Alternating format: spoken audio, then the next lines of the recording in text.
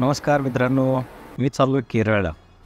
ट्रेनचा प्रवास मला 2 कारणांसाठी खूप आवडतो. एक तर आपल्याला मनसोक्त गाणे ऐकायला मिळतं आणि दुसरं म्हणजे मस्तपैकी बाहेरचा व्ह्यू एन्जॉय करायला येतो.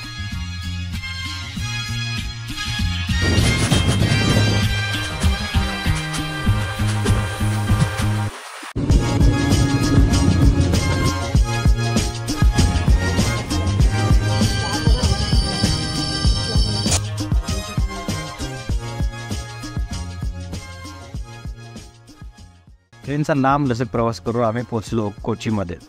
आमची राहण्याची सोय केली होती हॉटेल ली मेरिडियनला. वाव, काय हॉटेल या, सुपर्ब. असं वाटतं की संपूर्ण यंत्रणा आपल्या सेवेसाठी सज्ज आहे आणि आपल्याला खरोखरच राजशाही थाटात ते ठेवतात. हॉटेलचा आनंद घेऊन आम्ही निघालो कोचीच्या सिटी टूरला.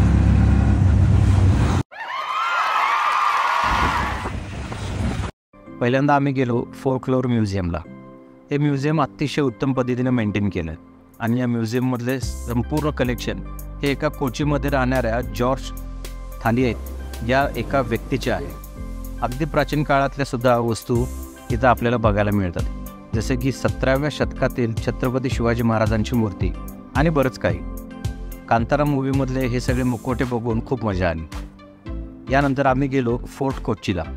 नावात जरी फोर्ट असलं तरी हा किल्ला वगैरे नसून एक समुद्रकिनाऱ्यावर एक दगडी भिंत बांधण्यात आली आहे. समुद्रकिनाऱ्यावर फिरण्याचा एक आनंद वेगळाच असतो आणि इथंही तो आम्हाला आलाच. छोटे मोठे दुकानं इथे आहेत आणि त्यातून आम्ही किरकोळ खरेदी केली. हां, एक गोष्ट सांगायची राहिली. या ट्रिपसाठी ही माझी गँग आहे. हे पाठीमागे दिसत आहेत ते दोषी साहेब, त्यांच्या बाजूला आहे तो संदेश आणि सगळ्यात पाठीमागे जे हिरो थांबले आहेत ते आमचे सुरवसे साहेब. आम्ही या ट्रिपला अनोळखी म्हणून भेटलो, पण 4 दिवस अगदी जिगरी मित्रासारखी धमाल केली. त्यानंतर दुसऱ्या दिवशी आम्ही गेलो एका चर्चमध्ये. त्या चर्चचे वैशिष्ट्य असे की त्या चर्चमध्ये समुद्रमार्गाने भारताचा शोध लावणारा वास्को डी गामा याला त्या चर्चमध्ये दफन केले होते. नंतर आम्ही गेलो शॉपिंगला आणि शॉपिंग करून संध्याकाळी कंपनीच्या कार्यक्रमाला गेलो. कार्यक्रमामध्ये खूप मजा आली. विशेष करून या कार्यक्रमाला ज्या डान्सर्सने डान्स सादर केला तो अप्रतिम होता.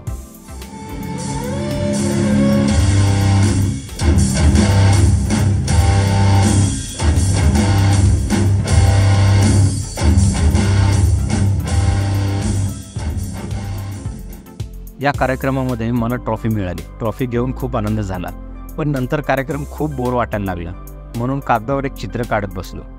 तिसऱ्या दिवशी आम्ही गेलो एलपी बोट हाऊसला. एलपी हे एक गाव असून संपूर्ण पाण्यामध्ये वसलेलं आहे. अख्खा दिवस आम्ही बोटवरच होतो. अतिशय आरामदायी आणि मस्त होती बोट राईड. आराम करण्यासाठी रूम्स होत्या आणि जेवण आम्ही तिथे बोटवरच केलं. संपूर्ण दिवस कसा गेला कळालं नाही. खूप मस्त वाटलं.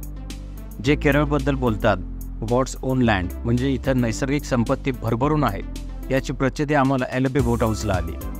आणि शेवट आम्ही पुन्हा परतीचा प्रवास ट्रेनने असल्यामुळे मस्तपैकी गाणे ऐकत गप्पा मारत वेळ घालवला. जर तुम्ही केरळला गेला नाहीत तर अवश्य एकदा जाऊनच या. Bye bye.